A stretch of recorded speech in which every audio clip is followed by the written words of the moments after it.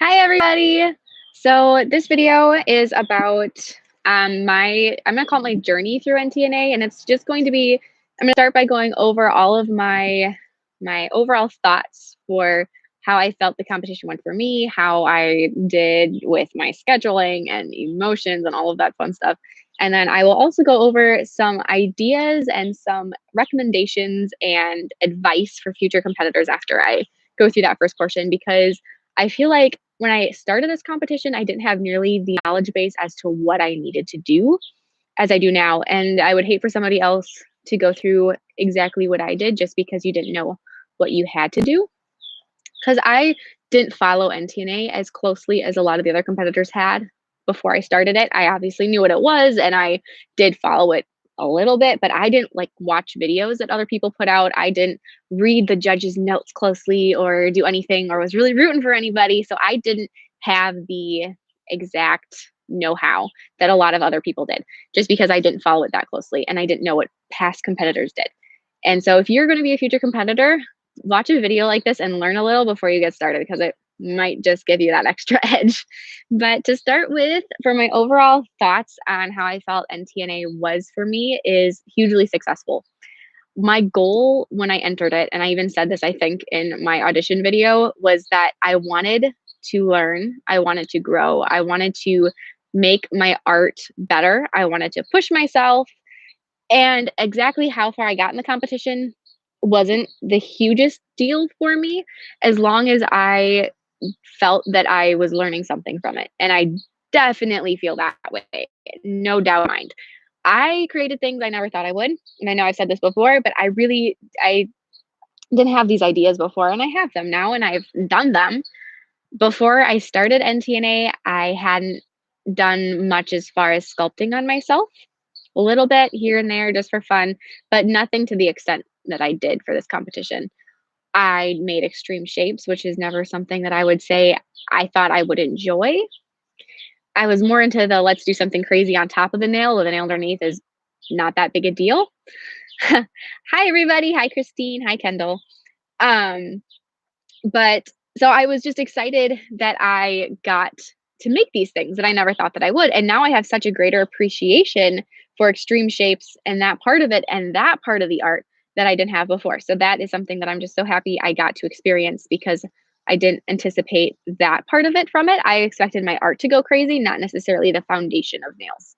So that's a huge part of doing nails. And so I'm very happy about that. So that's just one part of it that I'm just so happy about my whole experience. Now, the other side of this is that I wasn't going to say, or I'm not going to lie and say I agree with every single thing the judges did or said or any of that. Because I mean, it is like a roller coaster. It's not all peaches and sunshine and happy smiles. There was definitely times where I was like, I can't believe this, or what have you. But I expected that. I went into it knowing that that would kind of be the case. Here, let's see. I've got a comment, but it's so sunny out here. Um, Never mind. Sorry. I so I didn't agree with the judges 100% of the time. It was kind of a case of I feel like sometimes the judges didn't necessarily know what I was going for or know, I guess, my story enough to understand what I was doing a little bit. But I expected to not have the judges agree with me 100% of the time because it's a competition in the case where they have to be completely objective and just sort of go with their gut and do things that they feel are the right thing to do. And there was parts of it that are part of the judging that I wasn't as strong on as some of the other competitors, which is why my scores weren't very high comparatively, which I'm okay with because I know that now, which will come into the future competitor advice later. So that's kind of what I felt. I also felt there was at least one circumstance where I was in the top 3 and it shocked me. That was the In Vogue challenge, which was the galaxy set that I did, the astrological galaxy set. And I was surprised I was in the top 3 because I didn't see that coming. So that was interesting because I didn't always agree with the judges both directions as far as I thought I should have been in the top 3 or 1 maybe versus I thought I shouldn't have been and was surprised I was.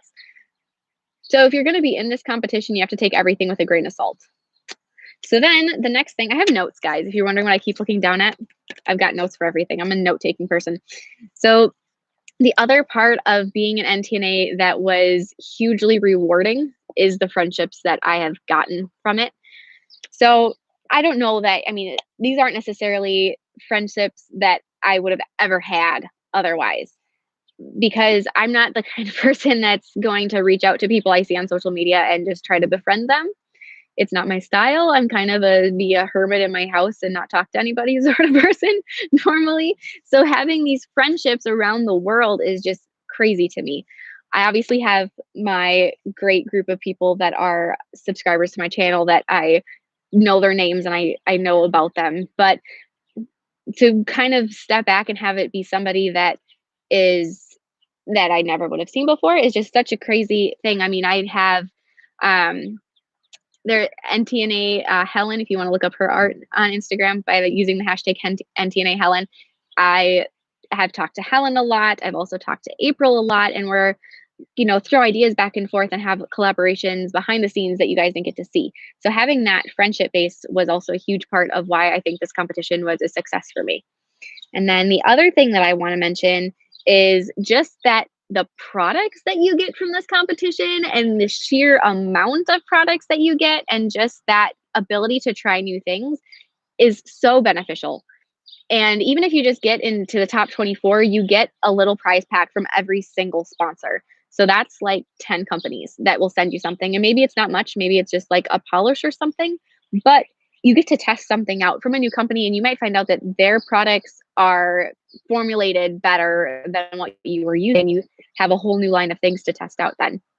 And then if you are in the top 12, you get a ton of stuff.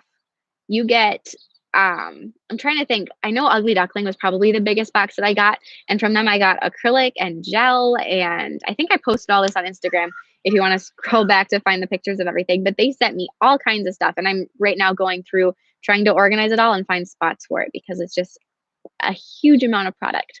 And that, just being able to test them out, is another giant benefit from being in this competition. So now that I got all that off my chest, and I just want to mention, if any of you guys want to send me a question, I do have the live chat up and I can see that. And Kendall, you asked how far I got. I was top 3. So not final 3. There's a slight difference. So the top 3 are the last 3 that didn't get eliminated. Then I got eliminated right at the end. And my last chance, I did not win. So that would have gotten me into the final 3 had I. But that's, now I get to sleep. But that's how far I did get in NTNA. So then my advice for future competitors is, first of all, do it. And it's kind of cliche or whatever you want to call it. But really, if you're thinking of doing it and there's no, you know, incredibly huge reason not to, why not just apply? If your reason for not wanting to do it is because you're concerned of what the outcome will be, or you're worried that you're not good enough, or any of those pesky little thoughts that get stuck in your head, just shoo them all away and just do it. But if you're going to do it, know that it's a tough competition. It is emotionally strenuous. It is physically strenuous, which probably sounds ridiculous because you're sitting there painting how physically strenuous can it be, but it is. I have this knot in my shoulder blade that I've had for years that is still there, and it got worse because when I'm sitting, I plant my elbow, and I'm pulling to the side always. So it's physically strenuous. And thank you for everyone for the comments. I appreciate that so much. But so yeah, if you're gonna try a competition like this, just mentally prepare yourself to just have these brutally honest critiques be thrown at you. So that's a huge part of it because you can see all the notes that the judges said. The public doesn't get to see them necessarily, but I always asked for mine. And so every time, as soon as the results got put out for a week, I would send Beth from Nails Magazine. I'd send Beth an email. I'd say, okay, can I have my notes? And she'd send it back to me. And I would always be like, okay, as soon as I hear the ding that I got that email, I'd be like, okay, let's read them.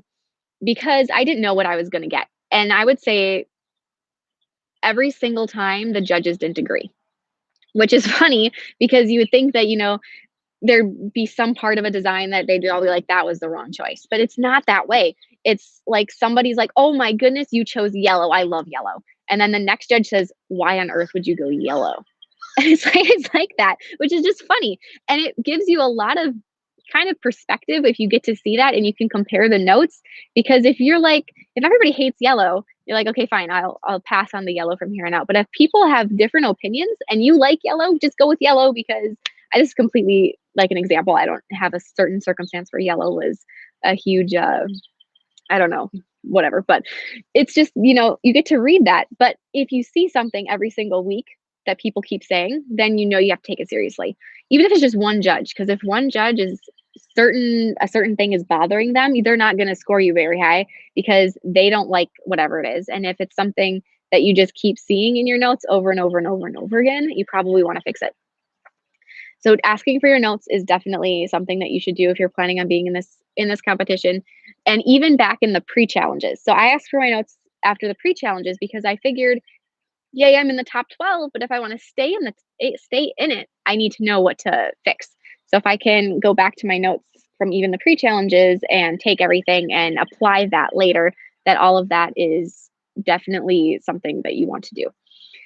So then looking back, so one thing I just want to say, this is kind of what killed me, which I did not expect, being that I have been making videos and I've been my own little videographer for 6 years, is that my video portion of my challenges is really where my pitfall was. I'm a fast talker, always. So I don't know if you guys can hear it just as I'm doing this live stream, that I'm just like blah, blah, blah, blah, blah, blah, blah. I talk fast, I think fast, I work fast. Kendall, who's in the chats, is a client of mine, and I don't know if she can attest to this, but I'm a fast talker always. And if I get going on something, I'll just start, it's like verbal diarrhea. And that's how I am for my voiceovers. So if you watch my videos, I've had comments all the time. People are like, wow, you talk fast. I do. And it's something that Kendall goes, yes, you are. Something that I've tried to fix in my videos just as best I can to try to slow down sometimes. But for NTNA, they really, really, really wanted me to slow down. And they wanted me to kind of put a cork in it because I talk too much. And so I got all kinds of, every week, this is where you go back and you look at your past things and then you apply it for the future, is people were like, okay, you need to, the judge was like, slow down, enunciate. And I got Jan Arnold. If you guys know who Jan Arnold is, she's like the queen of the nail industry. Would always tell me to teach and not tell. And the hardest part for me for that little note specifically was that I felt I didn't have enough time, that I wanted to explain I wanted to explain everything with such detail that I couldn't do because they didn't allow me enough time to get all the words out. And so in order to slow down talking, I felt like I had to decrease the amount of education I was providing. And it was like this, okay, do you want me to slow down or do you want me to teach? And finding that balance is really, really difficult. And I think what I've decided is that you don't have to tell every single step you did. In fact, pick a couple elements of your design and run with that part of it. And if something gets missed, they can see it in the photos. Because if you really want to teach about something and go in depth on it, you have to have the time for it, which means you don't have the time for everything else. So if you're making your videos and you're doing something like NTNA, just pick and choose and be very selective with what ends up in your video.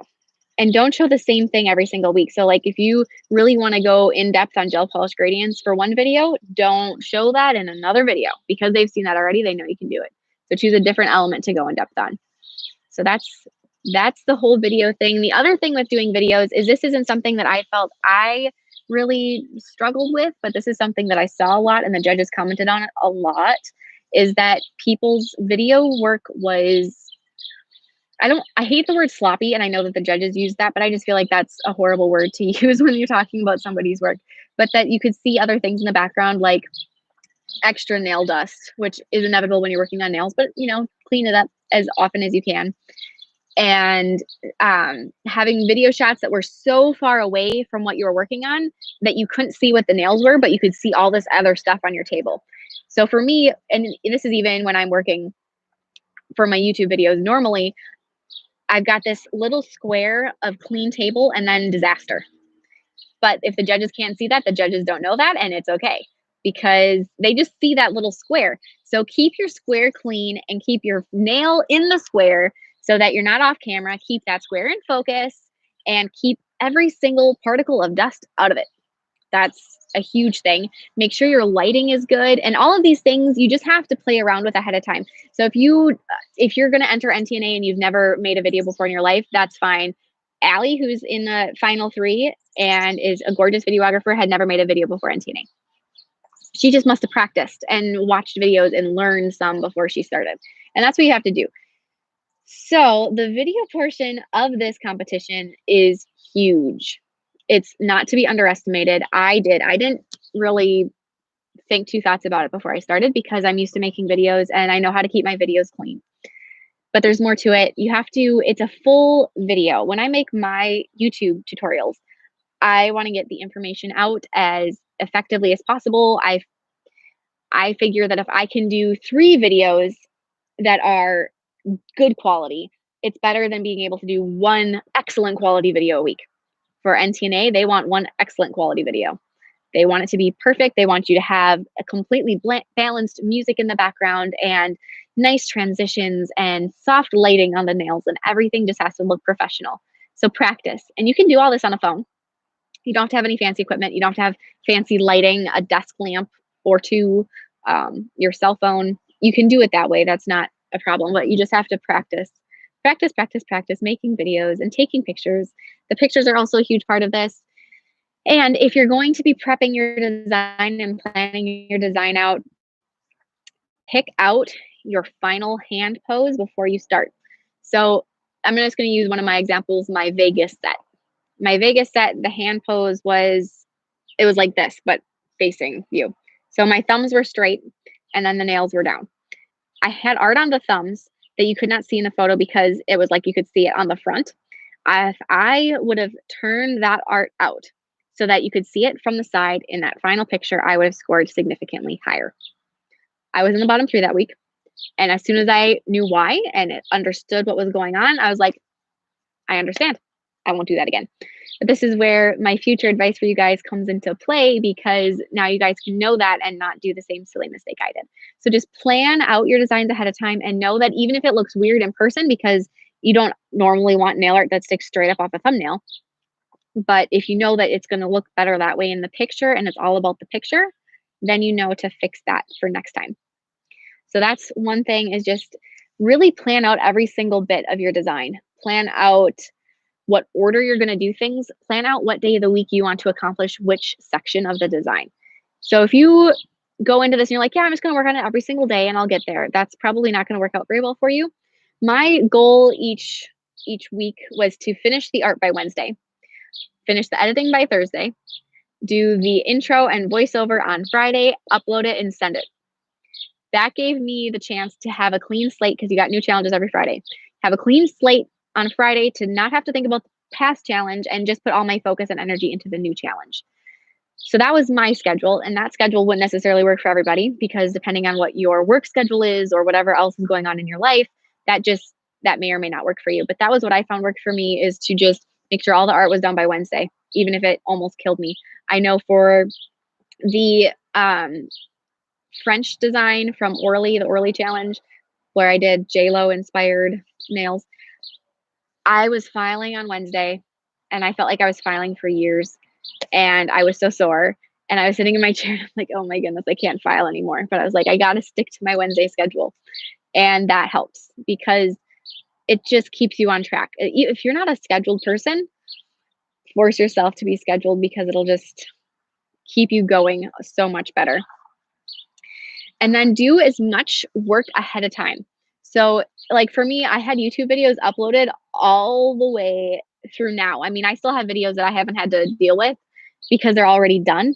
And I've been able to just kind of recuperate from NTNA a little bit and get organized and clean and cook and not have to worry about it. So if you have any work like that you can do ahead of time, do it. I mean, meal prep and load up your freezer or whatever it is that would make you just feel a little less stressed about housework or everything else that has to be done while you are in the middle of this. And then practice all mediums. So as much as I said to practice your video skills, practice your all any medium of nail art. So if you've never done dipping powder, do dipping powder just because you just a little bit, just to get your feet wet. Or if you're somebody that is an acrylic person and you're like, I hate gel, I've never used gel, I don't want to use gel, acrylic, try gel because you're gonna have to use it. It's gonna be forced on you. So if you've never done it before, just try it. Same thing if there's a lot of people that don't like acrylic. And if that's the case, you have to try it out. I know that for one of the challenges where we had to use acrylic, people were like, oh my goodness, I haven't used acrylic since nail school. I can't do this. This is awful. I hate this stuff. Just try it out. Just don't put yourself in that position to be freaked out during the competition. Get yourself acclimated before. Okay, so then there's just a little bit left, guys. I promise this has been, I had so many ideas when I was thinking about making this live video about things that I wanted to share with you. And I'm sure I've missed stuff because there's a lot of information in my head about NTNA now. but pretty much the last thing that I have to share with you is to promote the company. So if your challenge is about Orly, say the name Orly in the video several times. Say what products you're using. Say what line they're from if you know. Give the color name. Put a picture of the product in the video. Show the video. Touch the video. All of that. Because there's a judge from the company that's watching your video, that's looking at your work, that's thinking, but they're not even promoting us. We sponsored this. We want our products to be shown. This is our advertising. Advertise for them. Get a little bit of love from the company. That'll only help you in so many different ways. And yes, Kendall, I can talk fast. But doing all of that because you have somebody from the company that's wanting you to do that. And the better you show their products and the better you make their products look pretty, the better they're going to judge you, even if they don't realize it. It's just, human nature. And so that is just kind of the last little bit of inspiration I have for all of you. So after all of this is done, I do want to mention that there is a fan favorite, viewers choice award, whoever gets as many votes type of thing going on with it too. So there's a fan favorite on the top 12 and there's a link in the description box to go to vote for that. And so if you go there, you can go and you can click Katie and I would be so happy. The winner of the fan favorite gets a Koopa Mani Pro Glow lamp, which is, I think they're out for pre-order right now, but they're not even available yet. And it's an amazing, amazing lamp. And I've actually drooled over it as soon as I saw it. So I would be so excited if I won the fan favorite because that would just be so nice. And if you are going to go vote for me and you are going to do that, you can do it from every single browser that you have. So you can vote for me on your phone, on your computer. You can do it on your computer from Safari and Firefox and Google Chrome and every single browser that you have. So please go vote. I will definitely be promoting that a couple more times because voting ends in like 3 weeks. So there's some time too. But you vote, get your spouse to vote or your kids to vote or your grandmother or whoever you can. Say, hey, let me borrow your phone and let's go vote for Katie. That would be so, so great of you guys. And this is doing live videos, I actually really enjoy. And so, Kendall just asked, when do we know who wins? And for the whole thing for winning NTNA, it got kind of messed up because the show so the final 3 get flown to Orlando for it's like a, I don't know, cocktail party unveiling big event for the final 3. And it was supposed to be at the end of May, but it got canceled, obviously.